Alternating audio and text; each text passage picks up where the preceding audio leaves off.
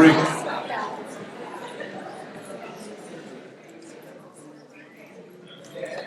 It has taken me 20 years to understand what I'm going to share with you this morning. And the reason that it's taken so long is that what I'm going to share with you is so multifaceted. And some of the science that I understand now was not done 2 decades ago. And I'll share with you some of the results of my own research that have allowed me to understand a little bit more completely what I'm going to talk about, which is how a native art form saved a culture, saved a way of life that was nearly destroyed by the colonial impact of outsiders coming to our land and impacting greatly native culture. I've titled my talk, Dream Weavers, not only because the basketry that I'm going to show you comes through their dreams, but because their lives are woven by the dreams that relate to basketry. And that's going to take me a little while this morning to explain that. In doing what I'm doing this morning, I'm going to give my great thanks to 3 of my predecessors in Native American Studies at Sonoma State University. I'm going to show you some historic photography that was made possible by the first chairman of Native American Studies at Sonoma State University, David Perry, Coast Miwok man who was in the 60s instrumental in helping the reclaiming of California Native culture here in Sonoma County. I'm also going to talk about some history, some historical research by Edward Castillo, who was also in Native American Studies before I came to Sonoma State University.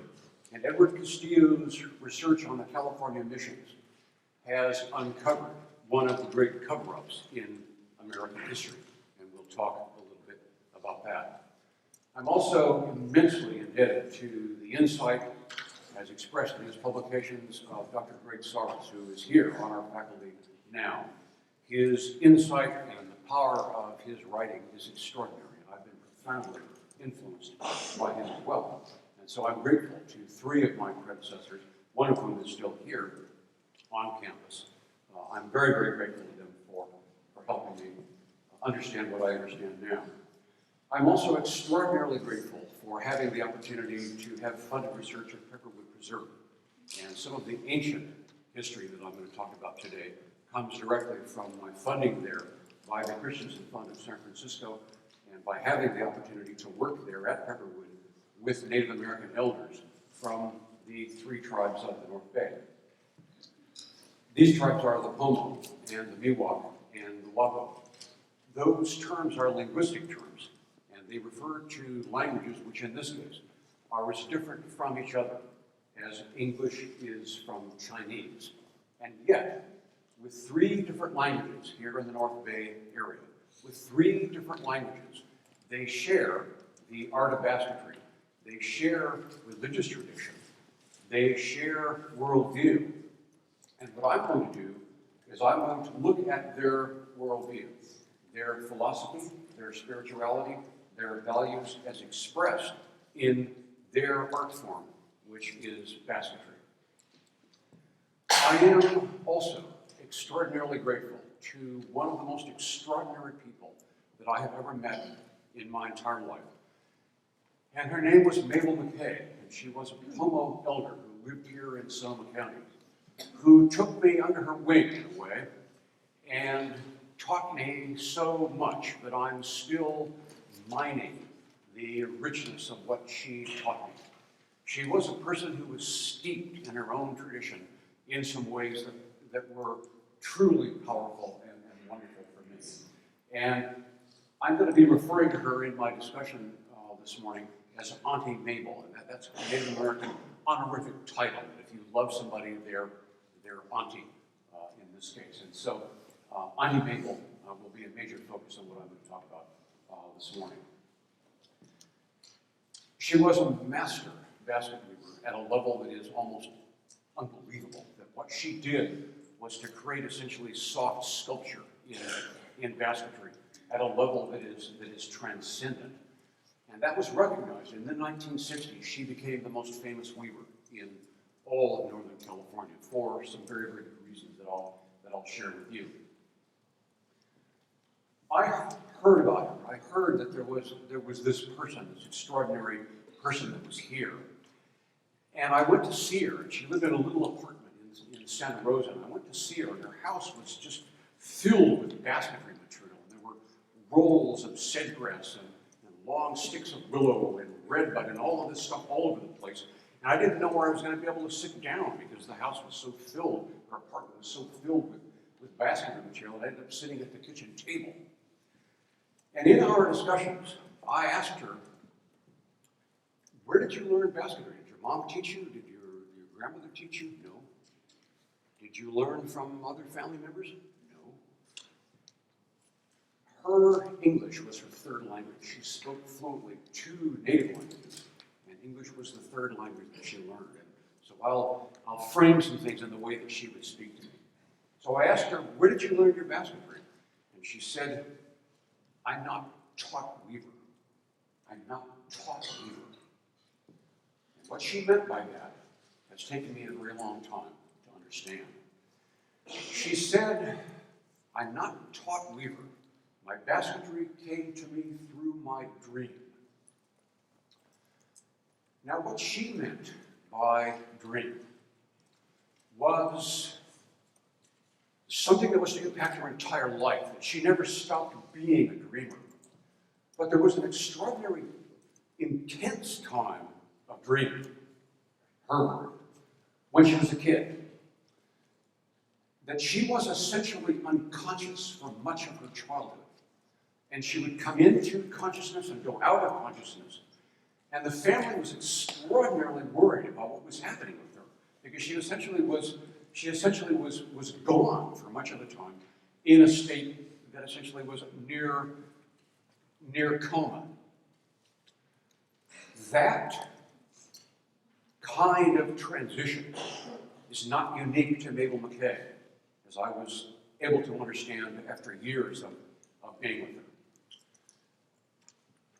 She was becoming, and this is her framing of it, her language. She was becoming a spirit weaver, and she made a distinction between the spirit weaver and the taught weaver. And the spirit weaver is an artist for whom basketry emerges from the dreams, totally complete. That basketry is not a process for somebody like this. Basketry emerges complete. Every stitch, every design, everything is done in the dream. And all the spirit weaver does then is to simply allow it to come into existence at an extraordinary level. Mabel taught me to be able to identify the work of spirit weavers, and I'll teach you a little bit about that and how to do that. So what she's saying is that nobody said, here's how you do it, here's how you do this art form. That's not how it happened for her.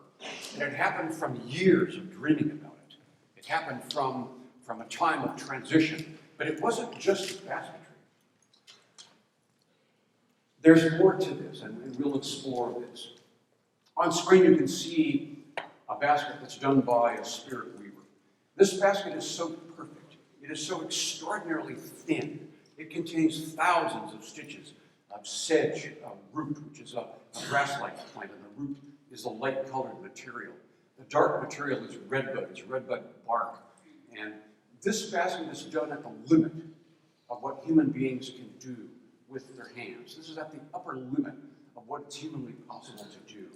It is so extraordinary in its beauty.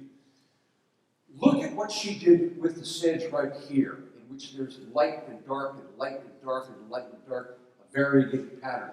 Look what she did here at the edge of every one of these triangles with another element here.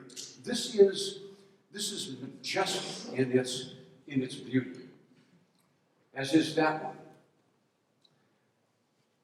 The previous one was a twine basket, one of their techniques. This is a coil basket, one of their techniques, also done by a spirit weaver. And this one has little tiny beads from the gold rush period in California. Little tiny gold rush beads that are sewn onto the surface of the basket. Watch my laser and look right here. There's two of them at that site. That's a down pattern. That's a deviation in the pattern. That's, as you're going to see, that is a pathway, a doorway, a window. And when you see that kind of thing in baskets, either woven into the design or in this case, in the beads, it's an indication that you're looking at one of these people for whom the art emerges complete from their context of dreams. Well, Mabel comes out of the intense childhood comatose state with a man standing over her singing. And she comes into consciousness and remains in a much healthier state after that because of the singing of this man. And this man, in doing that, in standing over her and singing with the family surrounding her, was a shaman, a healer.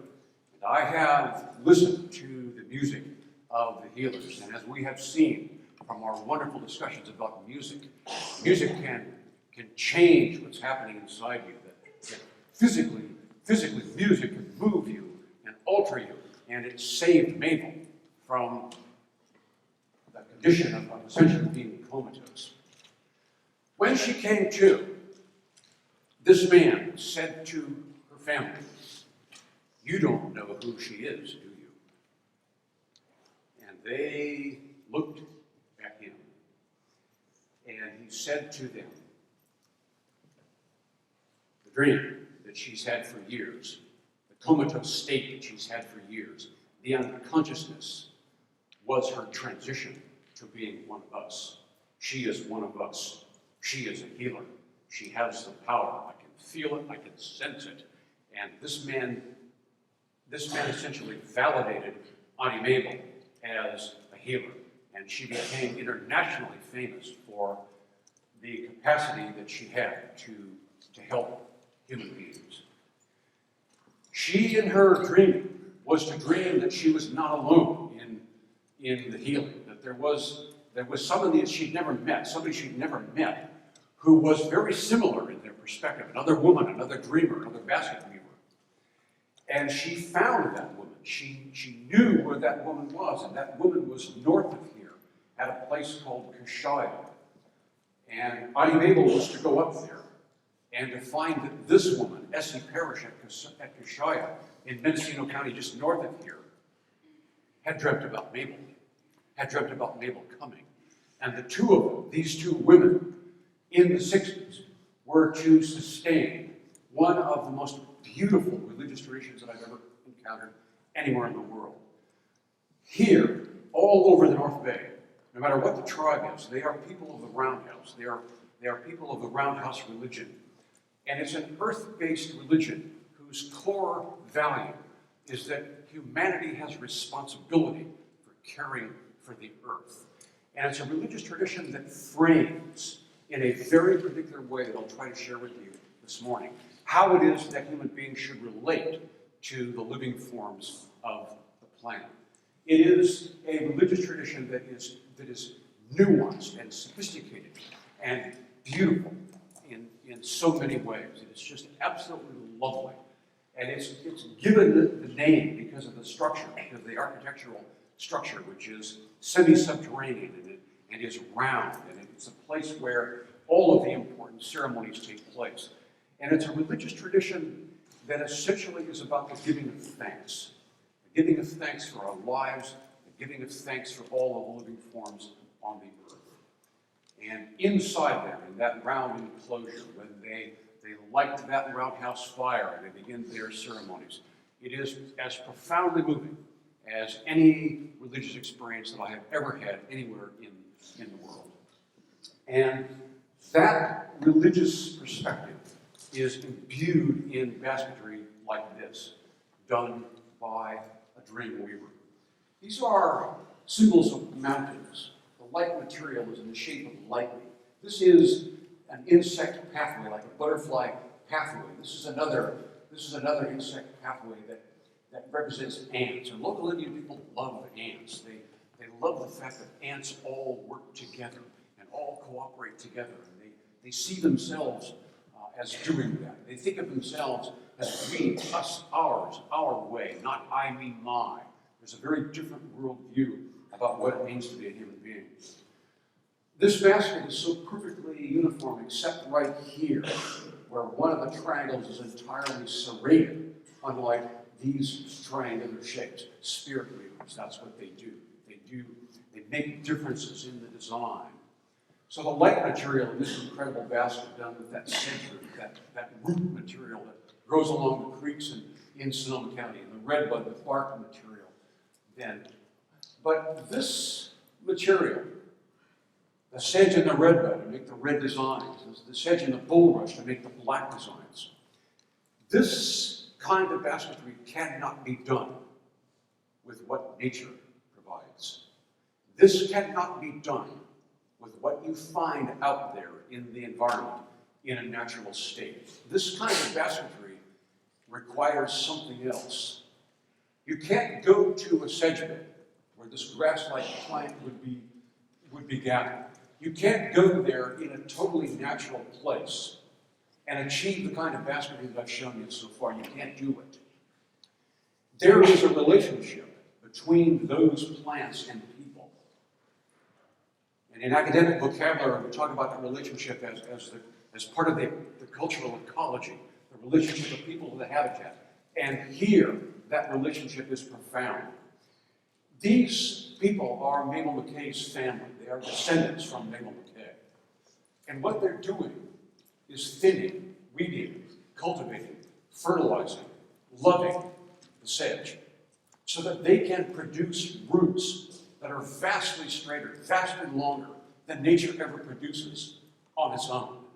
And they're working in a sedge bed that was worked by their mothers and fathers and by their grandmothers and grandfathers. There is 3 generations of working that particular place.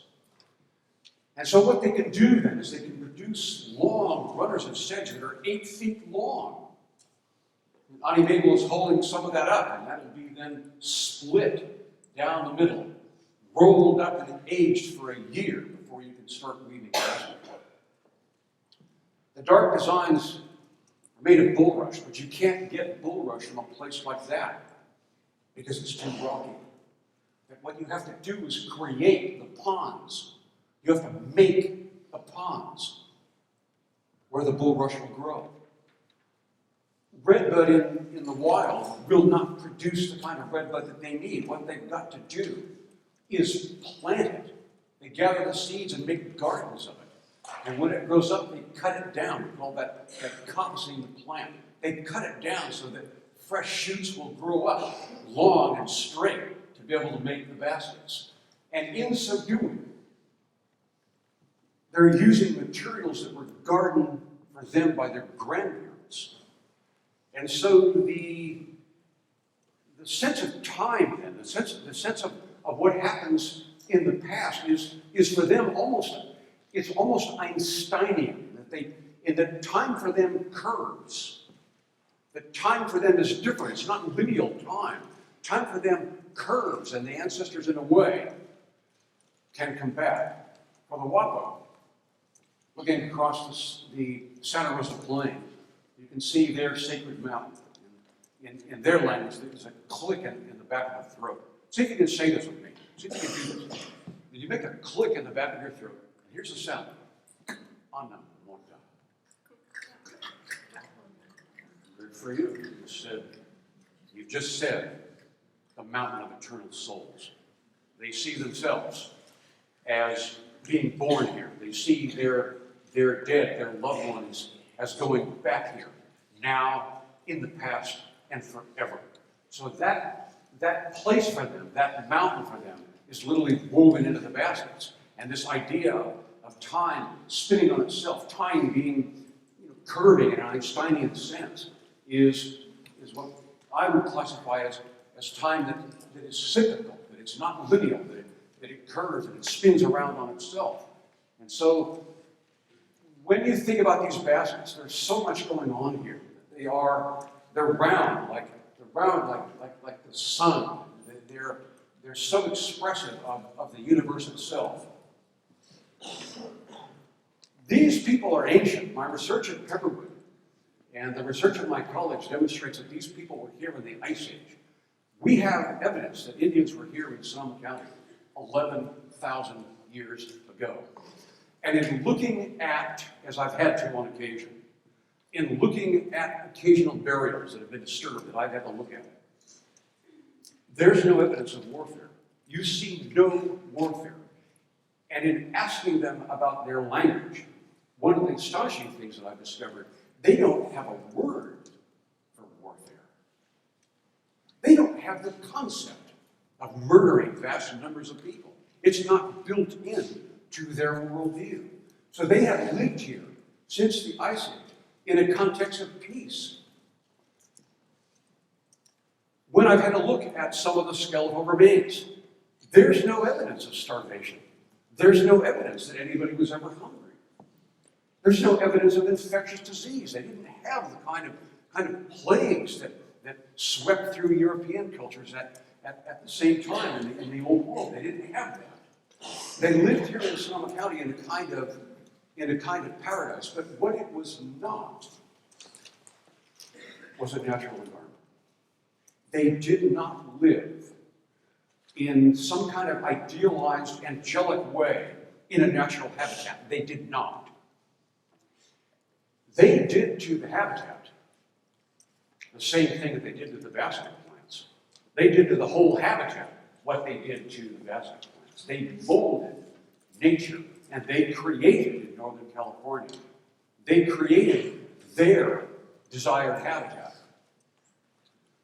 They created a habitat that maximized food production, and they did it in two ways. What they wanted most was to maximize the oak woodland. They wanted to produce forests of oak trees as their primary food resource. Have you ever tasted acorn bread or acorn soup? Have you ever tasted that? It's one of nature's most nutritious foods. It's delicious. It tastes a little bit like cream of wheat. It's kind of like that. Very, very high in carbohydrate and protein. It's delicious food. And so they wanted to produce then oak woodland. That for them was so important that the Pomo used this word. Look at this word and say this one with me. See if you can say this one with me. Say with me, please. Chishkale. What you've just said is a sacred one. You just said the sacred tree. And so they see the oak trees as being sacred to them. And they bless them and sing to them and honor them in some ways that are still very much a part of Roundhouse religion now. But not just any oak trees. There are 9 species of oak trees in Sonoma County. They only used 3. There are 9 species of oak trees that produce delicious edible acorns, and they didn't use them. 6 of them they didn't use. They used 3.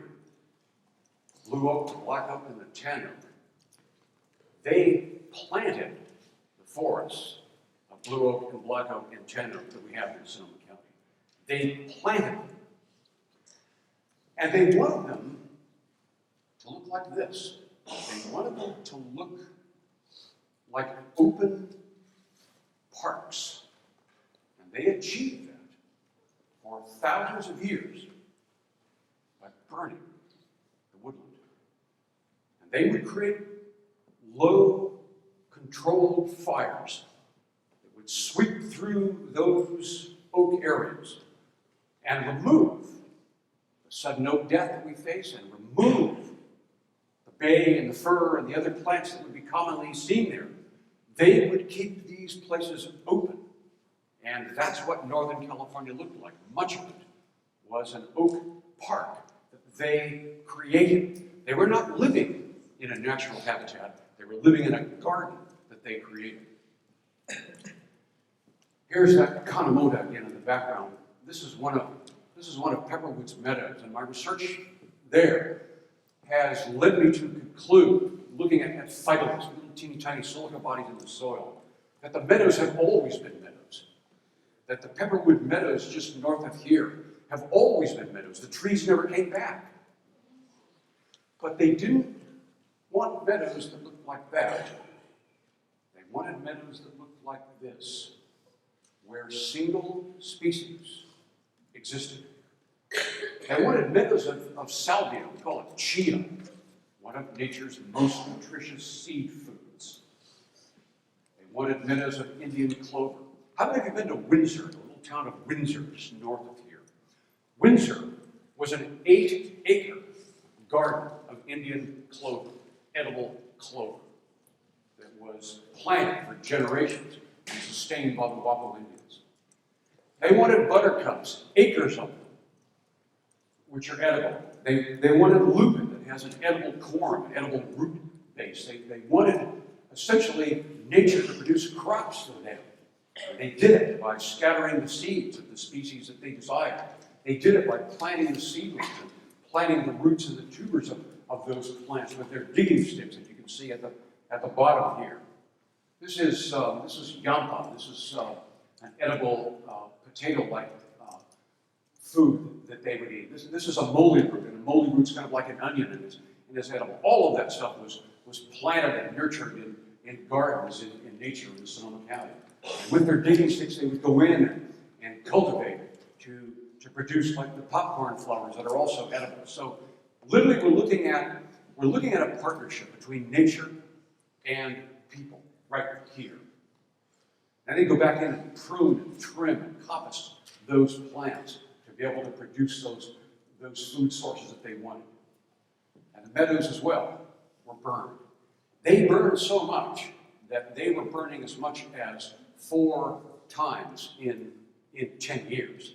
So all of Sonoma County, and I recently learned that they were burning the redwoods as well. I've seen now conclusive data that they were burning the redwood groves as well, that all of California was being controlled, burned by them in vast sectors of territory in both Northern California and Southern California as well. We're talking about a created habitat that was part of their traditional culture. Well, the food that they produced was also consumed by the deer. There were vast herds of deer in Indian times. And you don't know it probably, but right here in Cotati were herds of tule elk. And I would estimate that in Indian times, in the Santa Rosa, Cotati, Rodent Park area, there was a number of herds, as many as 100,000 tule elk that were right here. But it wasn't just the low valley lands that were being tended.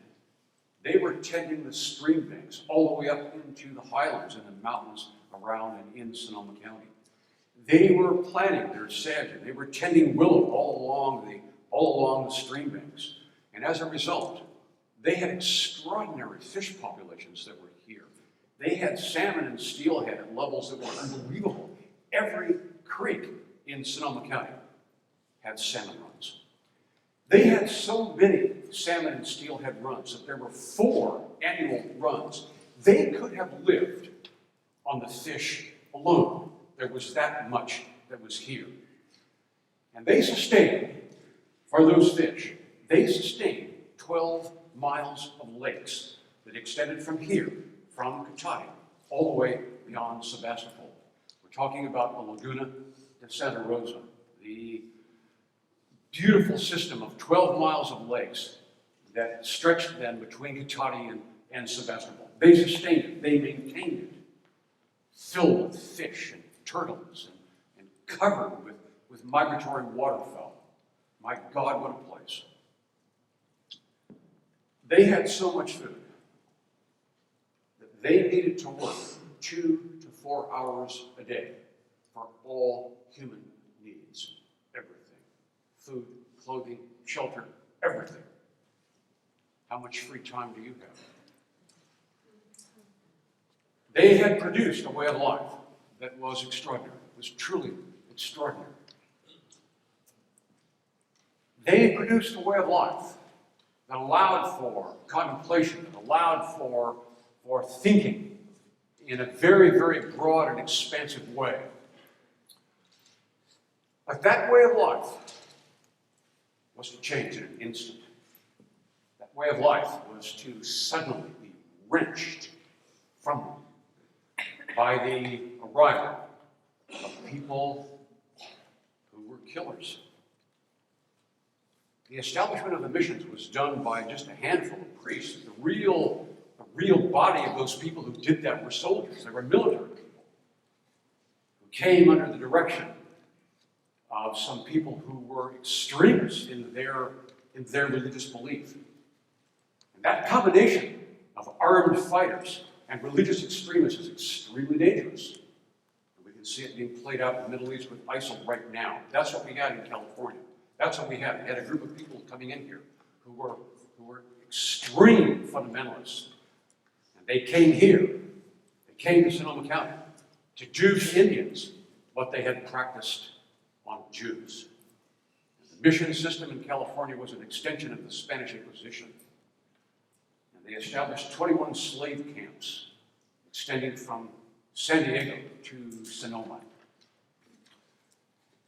Edward Castillo's research, his historical research using the mission records, is absolutely unequivocally clear. These were places of torture and brutality. These were places of extraordinary violence. These were places where people were brought against their will. These were places of systematic abuse of women. These were places where in every one of them there was armed rebellion. In every one of them. You could make the case that Indians actually defeated the mission system, that their rebellion in the end did it in. And by 1833, it was over. We entered California into a very short period of time called the Rancho period, in which there were vast tracts of land that were owned by Spanish ranchos. Mariano Vallejo had 25 square miles of Sonoma County as his private ranch. But that was to end because other Anglos were coming. From the north came the Russians and the Kashaya, S.E. Parrish's people, the people that Mabel ended up living with. Auntie Mabel went up there to be with S.E. Parrish at Kashaya. They knew what was happening in the slave camps. And they brought the Russians in and married them, and married their guns, so they could keep the slavers out from coming from the south. But that tenure was very short as well, because other Anglos were coming from the east. And we see the end of the Russians and the end of the Spanish period in California with the Bear Flag Rebellion, and by 1850, California is a state. But regardless of what the colonial power was, the effect on Indians was the same: ethnocide, the death of their people. 90% of Indians were dead in 50 years of contact. The biggest weapon that the colonial powers had was disease. Indians had no resistance to smallpox, polio, influenza. They had no resistance to those things. And they died in mass here in Sonoma County. And in addition, they had to face the racist violence. They had to face the forced assimilation. The taking of their babies was very, very common in those days. Auntie Mabel's people are seen here. This is a handful of survivors in Lake County. And these are the people that Auntie Mabel descended from, herded onto one of the 59 rancherias, little teeny tiny reservations scattered throughout California. Here's one in Mendocino County. Great Rancheria got down to only 14 survivors on their little rancheria. This one is from Ukiah. But look at something here. Watch my laser. That's a burden basket. That's a winnowing tray basket. Here's another one. These are burden baskets here. She's got a pestle in her hand, and she's holding a basket with her legs in a stone bowl. She's pounding acorns. These reservations, these rancherias were so isolated that their survival was dependent on traditional food sources. They needed to be able to, in order to survive, they needed their traditional foods. And so they were still out there gathering their acorns and using the stone bowls and the pestles to process them with baskets that looked like that. They needed their basketry. Look what's happening here. These are acorns. She's weaving a basket. This young person is practicing with an Indian bow. They're still on these reservations. These survivors are practicing their traditional arts. They need their baskets to survive. And the baskets contain their worldview. The baskets contain their traditional knowledge about how to care for the plants. The baskets contain their language. And because of the basketry, it survived. Ani Mabel spoke 2 Indian languages. The descendants, her family, still speak Wapo. It's still alive. Their worldview, their religious tradition, their feelings about what it means to be a human being, all of that has survived. Their spirituality, their philosophy, their values survive because of the weaving of basketry. And they were able to use their burden baskets like this to be able to beat those chia seeds in there, to be able to eat traditional foods. So you can see a woman here with a burden basket on her back. She would be hauling in some of those foods. That's what a basket like that would look like. And it would be worn on the back with a tump line, with a line that would go around her forehead. So a basket like this then contains so much of the worldview. And I could talk to you for an hour about what's going on there, but let's just look at a little bit of it. The triangles are mountains. The zigzags are lightning, and the power of lightning coming from the sky. There's a lot of light and dark contrast for them, and they see the world. Indian people here see the world having a quality, a kind of sacred quality of duality. That there's hot and cold, there's fire and ice, there's male and female, there's earth and sun. Everything has its counterpart. We have that idea then of duality, which is expressed in the baskets. These little tiny zigzags are insect flightways, like butterfly pathways. Here's a basket in which the whole basket, the entire basket, is a butterfly, indicating they're honoring that living form and what it represents in terms of transformation. These baskets honor the quail. This design that you see right there, that's a pattern that honors the quail, an earth bird, beautiful earth bird.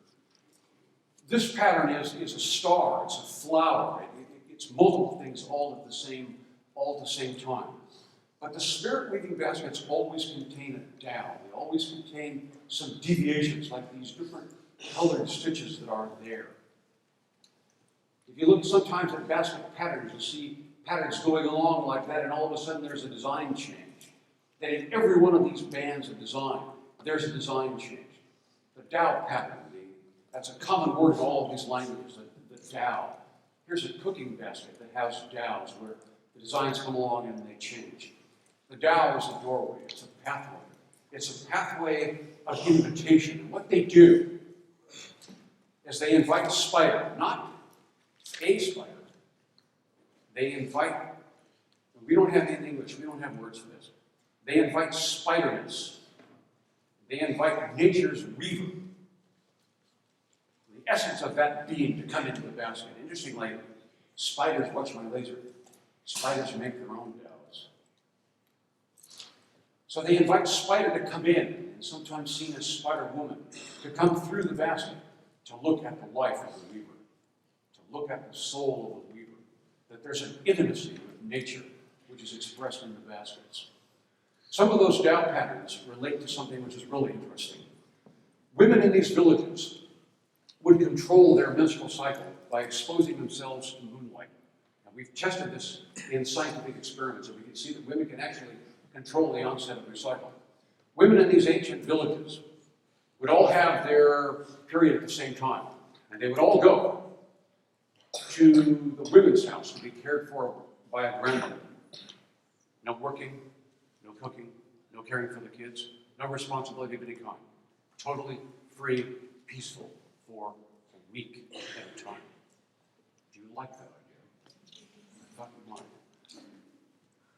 Women who are having their cycle honor their relationship with the moon by putting into a basket stitches of bird quills that you can see here. Dowel patterns sometimes then represent this relationship that women have to the celestial world. I took Ani Mabel to a basket demonstration in Marin. And she and I were talking together. I was helping translate for her in this gathering of people who wanted to hear about it. And in the middle of Auntie Mabel's presentation, a woman stood up, wearing a very fancy, expensive Gucci purse and Gucci shoes and dripping in gold, and interrupted Auntie Mabel. I'll call this woman Gucci Gucci. Gucci Gucci interrupts Auntie Mabel and says, okay, how much is that red one on the corner? How much is that one? And Mabel said, well, that's not for sale. And she said, okay, well, how much is the other red one on the other corner of the table? And Mabel said, before I sell a basket to someone, I pray about them to find out whether or not they should have something of our people. Notice she didn't say, have my heart. She said something from our people. And when Mabel said that to Gucci Gucci, Gucci Gucci hung her head, and I quote, and she said audibly to us all, well, shit, that lets me out.